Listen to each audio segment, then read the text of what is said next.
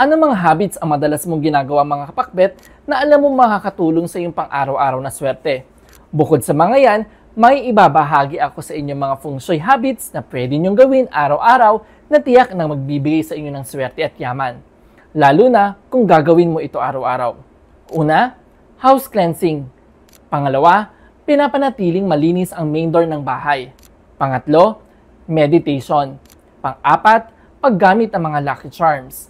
Pang-lima, paggamit ang Chinese Emperor coins. Pang-anim, pinapanatiling nasa tamang pwesto ang mga gamit sa loob ng bahay. Pang-pito, palaging merong good attitude. Tandaan na samahan lagi ng sipag at tiyaga mga kapakbet para mas tumalab ang swerte na meron kayo at makukuha ninyo. Tandaan din, consistency is the key para sa mga feng shui habits na mga nabanggit. Sana ay may natutunan kayong bago mula sa amin. Master Michael here, simplifying feng shui for everyone.